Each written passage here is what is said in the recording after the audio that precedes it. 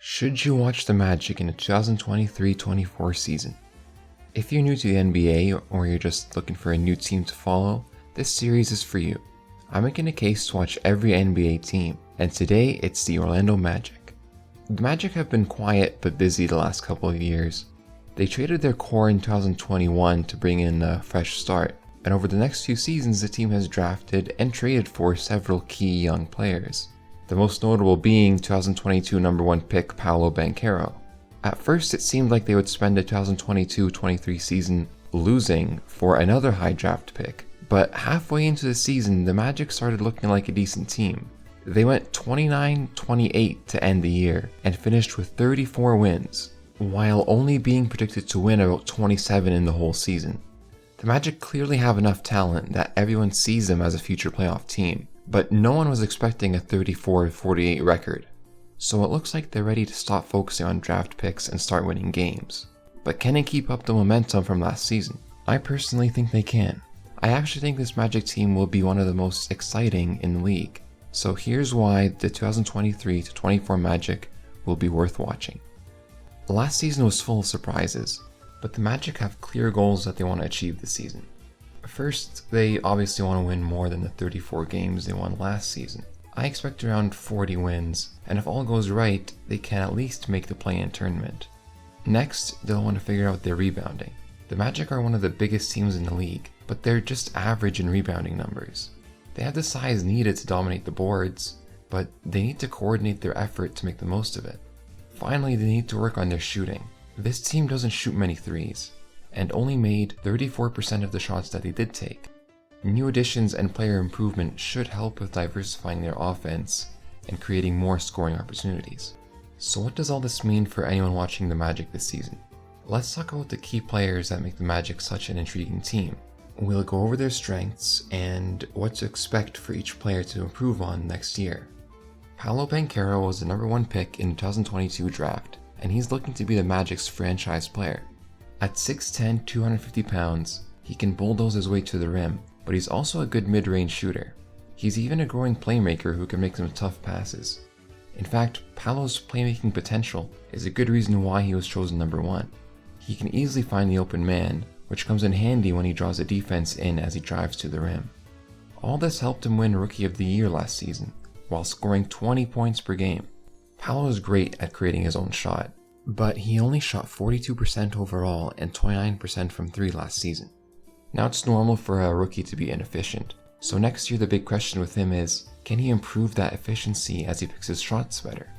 Watching him improve his shot selection and hopefully his 3-point shooting will be one of the highlights of the Magic season in my opinion. Franz Wagner is Paolo's front court partner, drafted 8th overall in 2021. Franz is another 6'10" forward with the size and strength to bully smaller defenders and finish at the rim with ease. But whereas Paolo does most of his damage inside, Franz plays more on the perimeter as a 36% 3-point shooter. He also has a tight handle, which makes him a solid shot creator alongside Paolo.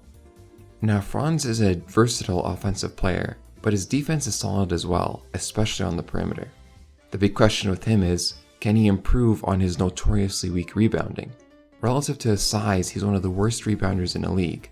As a perimeter-focused player, if he can improve his rebounding at his position even a little bit, he'll give himself and the team more scoring opportunities.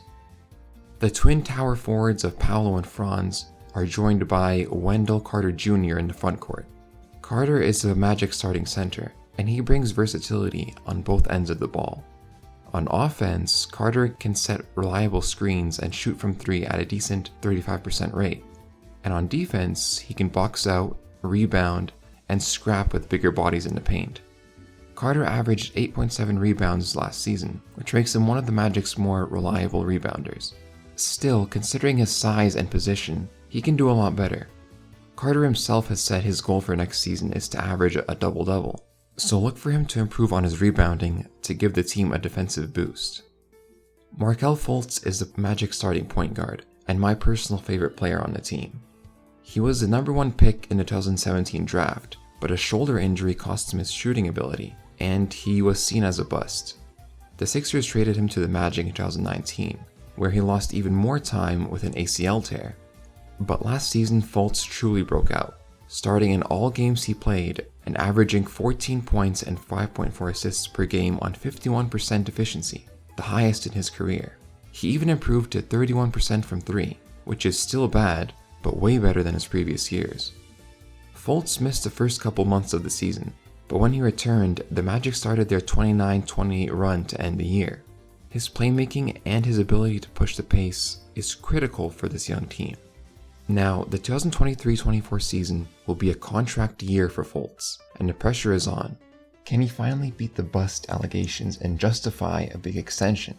I believe he will. I think he'll take another leap in scoring this season and hopefully redefine his career. Gary Harris is the Magic's current starter shooting guard. With Fultz being a mediocre shooter, Harris is key to the starting lineup as he shoots a deadly 43% from 3 last season, while providing solid defense on opposing wing players. Harris doesn't need the ball in his hands, making him an ideal fit on a team with many ball handlers. However, the biggest concern with him is his health. He's missed a lot of games in recent years. If he can be more available, this team will benefit even more from his amazing shooting. Moving on to the bench, Jalen Suggs was the number 5 pick in the 2021 draft. Suggs is a defensive shooting guard who showed high promise from the start, but his first 2 seasons have been plagued with injuries. And when he did play, he didn't put up numbers you would expect from a top 5 pick. However, his disruptive defense gave him a valuable role to play off the bench last season. I personally find Suggs' defense to be a highlight of the team. His instinctive ability to read the game makes him a pleasure to watch. Now, I love to watch high-level defense, and Suggs is one of those players who can turn a game around with his defensive skill alone. We can expect that defense to continue to grow, so the real question with Suggs is his 3-point shooting. He improved to 32% last year, which is still mediocre. A consistent 3-point shot would make him a perfect 3-and-D player and solidify his place on the team. Suggs has had a slow start in his career, but he has a high ceiling and could become a key contributor for the Magic. Cole Anthony is the Magic's backup point guard, who presents as an offensive counterpart to Jalen Suggs, in terms of the role he plays off the bench. After being drafted in 2020, he spent his first few seasons in the starting lineup, but after Fultz got healthy, Cole moved to the bench. And that was the right move. He's the classic bench spark plug who can turn a game around with his hot scoring. This season he averaged 13 points a game on 45% shooting and 36% from 3. Those are career high numbers. He also showed some defensive ability as well, doing some great work on tough guards like Donovan Mitchell, for example. If he can be a more consistent defender, his role as a 6th man on the team will be cemented. Few player types are more valuable than a bench scorer who can play solid defense as well. Jonathan Isaac is yet another 6'10 forward on the team, drafted 6th overall in 2017. Isaac is a beast on defense, blocking shots and protecting the rim better than anyone on the team. However, the big issue with him is his health. He's missed many seasons with lower body injuries, and he hasn't played consistently since the 2020 bubble 3 years ago.